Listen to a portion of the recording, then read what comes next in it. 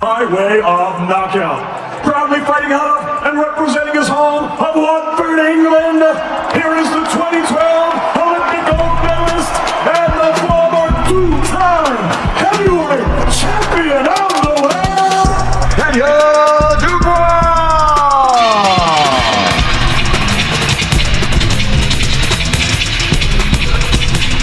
Coming out to Michael Jackson's Bad, and as we said earlier, he's been a bad boy this week. He never uses profanity. The night has come and gone, and boxing fans around the world are left stunned by the incredible showdown between Anthony Joshua and Daniel Dubois.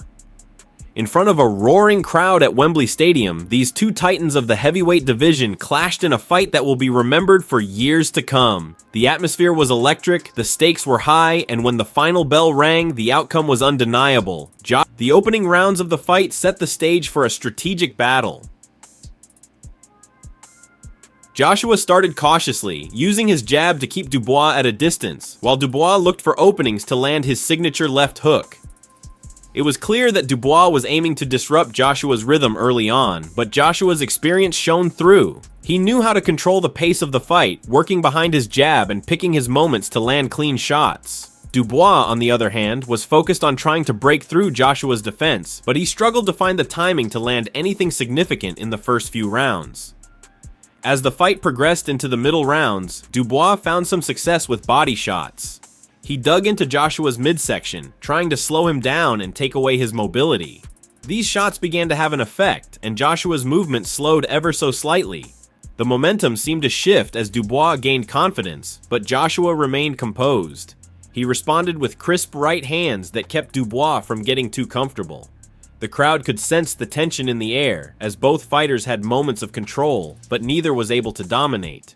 Midway through the fight, things began to heat up. The crowd, who had been waiting for a breakout moment, started to boo as the action lulled, but this only seemed to spur Joshua into action. In the fourth round, Joshua landed a clean right hand that snapped Dubois' head back and brought a roar from the crowd. Dubois, to his credit, absorbed the punch well and continued to press forward. He came into the fight as the underdog, but he never backed down.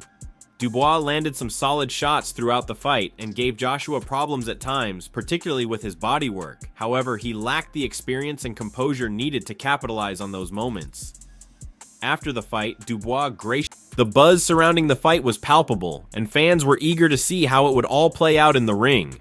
The boxing community was divided, with some predicting a Joshua masterclass and others believing that Dubois' youth and power could cause an upset. But as the fight showed, experience and skill ultimately triumphed over raw power. Leading up to the fight, the anticipation was further fueled by expert opinions from professional fighters and boxing analysts.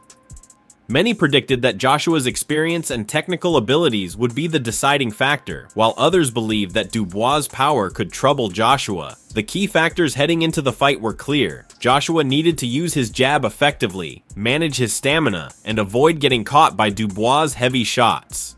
For Dubois, the game plan was to be patient, wait for openings, and land his powerful left hook. However, as the fight progressed, it became apparent that Joshua's experience and composure were too much for Dubois to overcome.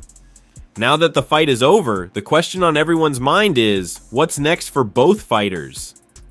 For Anthony Joshua, the future is bright.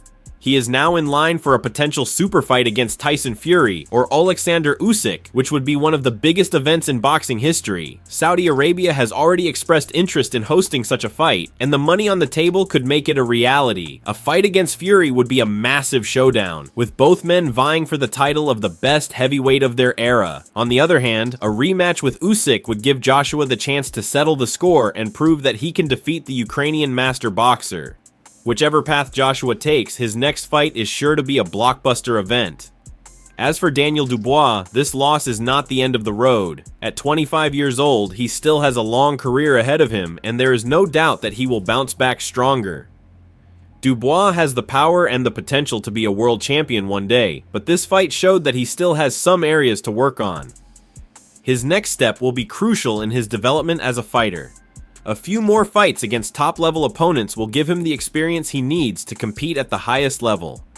Dubois has the talent, and with the right adjustments, he could very well find himself back in the title picture in the near future. In the end, the fight between Anthony Joshua and Daniel Dubois lived up to the hype.